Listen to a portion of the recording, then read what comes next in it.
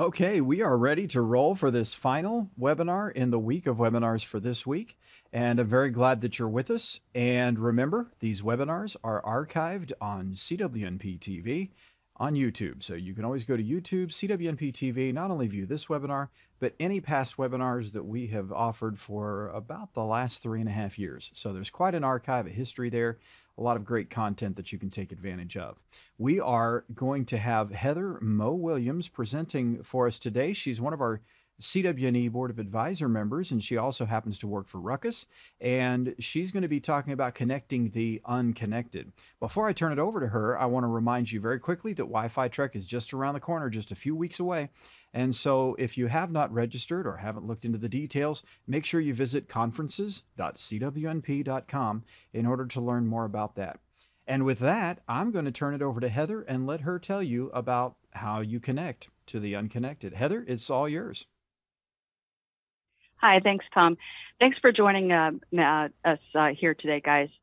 This is going to be, if any of you have seen any presentations I've given, you're going to understand that it's not going to be very formal. I'm fairly informal in my presentations, but it's also going to be a little bit different in that it's not going to be a typical sales or not even sort of thing. Most of what I'm going to be talking about have to do with experiences that I've had and that I've been fortunate to be involved with as an employee of Ruckus, but not necessarily, from the Ruckus point of view.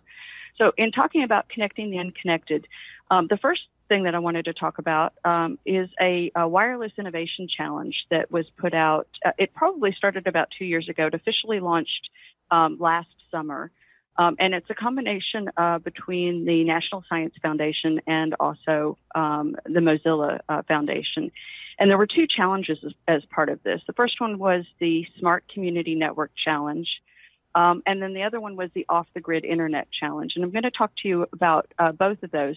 If you want to learn more, because now the challenges have been finished, as a judge, I was not allowed to talk about these.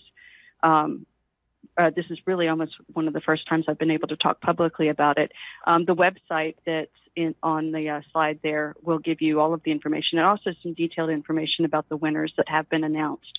But the idea was, how is it that you go about connecting the unconnected? And they were looking for innovative wireless technologies in order to be able to solve some of these two challenges and these questions. The judging criteria for both of the challenges were based on how feasible were the ideas presented, were the technical capabilities of the idea prototype doable, was the proposed solution different or does it improve on existing technologies? Was there anything novel or innovative about it? And then how affordable could you take it from idea or prototype and implement it in a real community? And then also, how well tailored it is to the needs of a community or users for who it's designed, and will the design help engage community members in order to maximize the utilization? And then can it be replicated in other communities as well? So the first one was the Smart Community Challenge, and the idea was, how do we leverage existing infrastructure to provide a robust wireless internet connectivity in communities that need greater access? And normally when I start talking about something like this is the image that pops into people's heads, the very rural, unconnected societies. And that's mostly what I am going to focus on. But the truth is that urban areas also face these challenges. And in some cases, supplying the answers in urban and densely populated areas is going to be more of a difficult challenge than even the rural areas. But I'm focusing on the rural areas, not just because it's near and dear to my heart, as because I face my connectivity challenge each and every day, but also because of the staggering numbers. 10% of the U.S. faces a connectivity problem, which doesn't sound like a lot, but that's 34 million people. And when you look at it from the rural point of view, the percentages are in the neighborhood of 39% of all rural communities do not have internet connectivity. I did not say they do not have high-speed internet connectivity. I'm saying they have trouble getting internet connectivity, period. And when you talk about tribal lands, that the percentages go up even further. And I want to stop and point out for a second that there's, we all know about lies, damn lies, and statistics. When I say 39%, it's really easy to fall into the mindset of in a rural area, only 39% of the area has good connectivity, or 39% of the people don't have connectivity. That would be a fallacy in logic. The areas that don't have coverage for the entire area. So I live in rural East Texas. In a 3, 4, 6 county area surrounding me, there is little to no internet connectivity that is reliable in any way, shape, or form. In fact, the two most reliable, affordable forms that we have out here, one is an LTE solution and the other one is a satellite solution, and both of them are not available. You can't buy it right now. You have to be grandfathered in because they are at capacity. So these are really interesting problems, and they're very real problems. And until I moved and faced these situations, I never really realized what the impact was. This is an actual downtown area in northern Georgia that faces one of these problems. And I just wanted to put this picture up here to show you it's not the farmland that's having problems. It's not that you need to be able to, watch YouTube while you're sitting out on a green pasture. Think about these communities are actually small towns of, 1,000 to 6,000, 10,000 people per town. It's this is an impact to the economy. And in order to be able to grow these the economies out here and into this century, they're going to need to have some kind of reliable connectivity. I'm going to give you just two anecdotal stories about this. In the small town where I am, there is a possibility of having a DSL connection of 1 meg that is fairly expensive, and it runs across the phone line also. So you can make a phone call or you can run the credit card. And the number of times that these small mom and pop, and which are the backbone of the economies of small towns, these small stores are not able to actually run charges for credit cards. The other thing is these places don't even have websites. Why? Nobody in the area is using it. And so there's not just a block to building the economy, there's a block to getting the mass of people using the internet. The other impact, and this one's more important actually, so it's not just the economy that's not able to grow, but it's the impact to the kids growing up in these areas. So try doing your homework these days without access to Google or even access to books online. And so I used an example in one presentation that kids that are growing up without good, reliable, high-speed internet access are the equivalent to growing up in America with English not as their first language. And I thought I might be overstating it, but I am fortunate or unfortunate enough to have 3 kids in college, and they assured me that that wasn't an overstatement at all, that absolutely everything that they do it involves the internet. There are some good answers out there. Right now, there's across the U.S., we do have communities that are responding by creating their own rural cooperatives, just the way electric cooperatives went in and built up a utility infrastructure. And let's face it, the internet is not a luxury. It is a utility that is that you really need this in today's world. And so their communities are coming together in the same business model as the electric cooperatives and are building out these community networks. There are 258 communities across the U.S. that have internet service that are served by their rural electric cooperatives. Unfortunately, and I did throw this map up here especially to maybe galvanize a few people, the states that are in red actually have state laws that place barriers that discourage or prevent local communities from deciding locally if an investment in rural broadband is a good idea. And I'm hoping to get some people involved with, maybe thinking about talking to their legislatures. So if you live in one of these, and it's not a pejorative, this is a map that I swiped. I didn't color it red to be political, but there are some political overtones to getting some of this legislation removed so that we can more easily answer the question. And again, on the anecdotal side, when I was first moved out to this area, and again, I have jury rigged my office. I have a combination of satellite backhaul, a cellular booster, and an LTE as a failover. The number of times that I told someone, okay, we're going to do this project, but you need to understand that I have a challenge when it comes to connectivity. The response was, oh, well, then don't work from home. Just go into town and rent an office. And that's the same as saying, oh, you don't eat meat? Okay, well, I'm going to make lamb. There's no driving 10 minutes, 30 minutes, even an hour to get to the nearest fiber drop. So I thought I would throw that in just because this is a comment that I run into quite often. Oh, you don't have internet at home? Well, just go down to the nearest Starbucks. Well, I'm sorry, the nearest Starbucks is 90 minutes away. All right, so the second challenge is the off-the-grid internet challenge. And this one was about how do we answer the problem for when you've had a disaster of some kind, a natural disaster. So that you've got, hurricanes, wildfires, earthquakes. When a disaster strikes, the communication networks are among the first pieces of critical infrastructure to either overload or fail.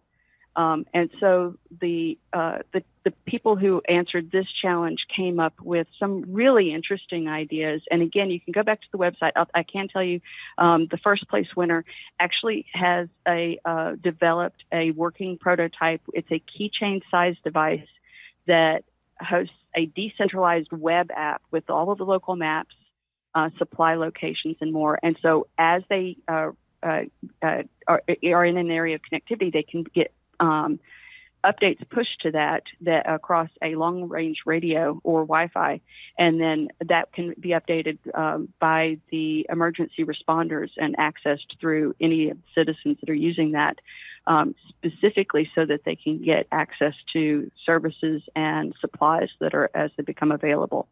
There were some other really interesting ideas about using high-frequency LTE plans for enabling SMS for emergencies.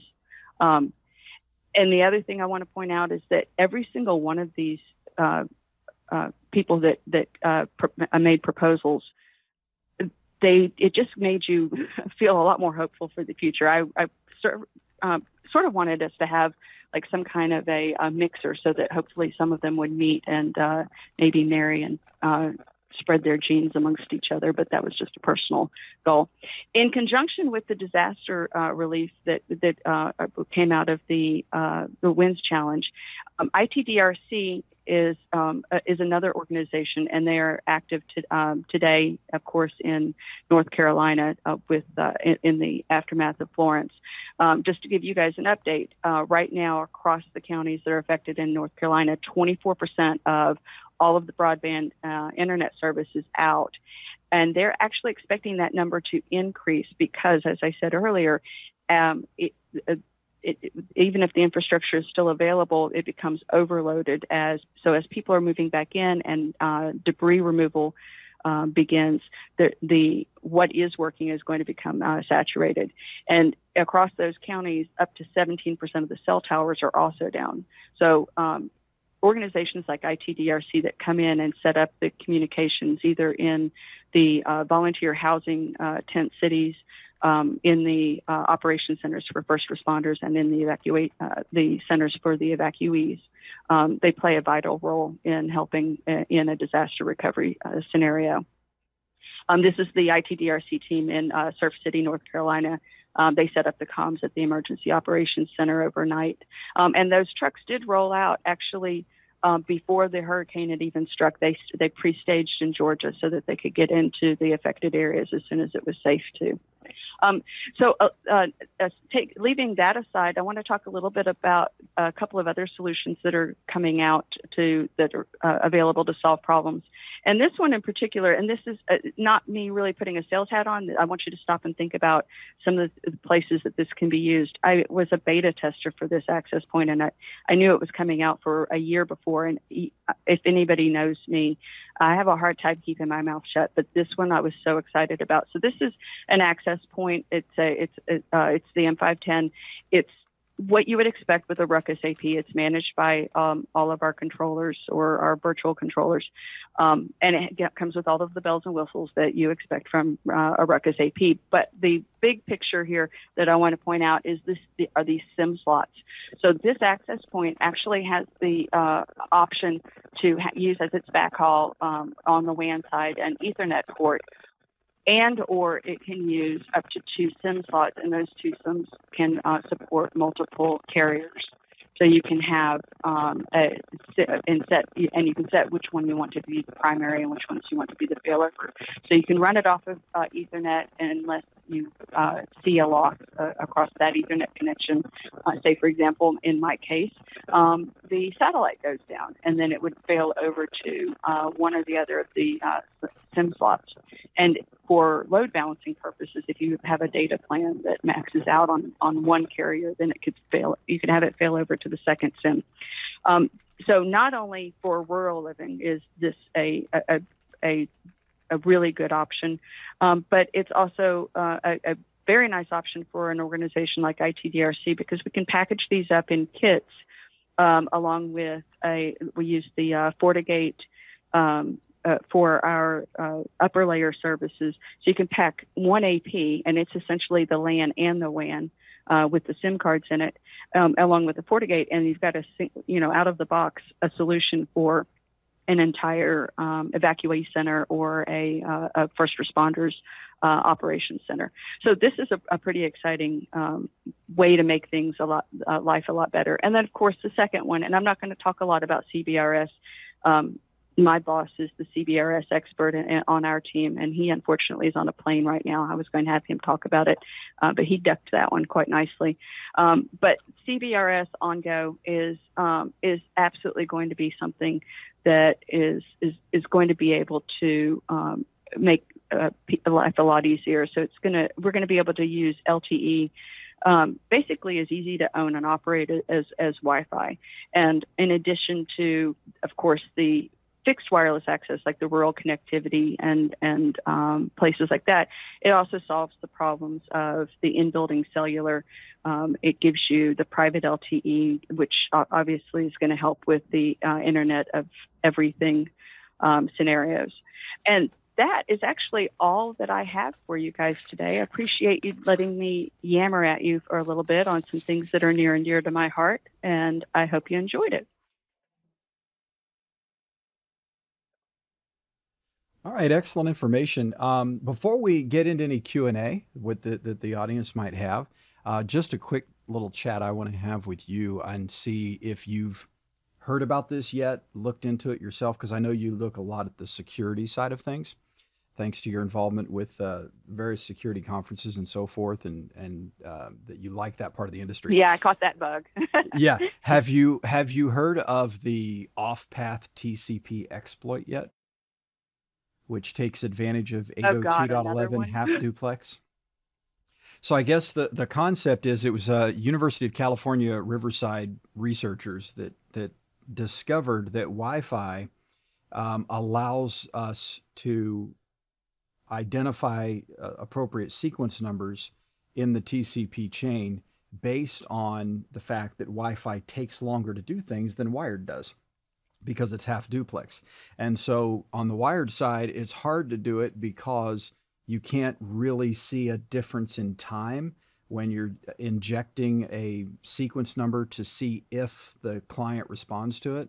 But on Wi-Fi, because of the extra delays that are already there, you can actually measure a difference in time and know that, okay, that one worked. The client acknowledged that sequence number, so now I have a proper sequence number for a side channel attack. And the video was just posted on September 18th. It's on YouTube. So if you want to look it up, it's called Off-Path TCP Exploit. So it might be something worth looking into. I just didn't know if you had already heard about it or not, and you had any thoughts on it. I talked about it a little bit in the news No. desk.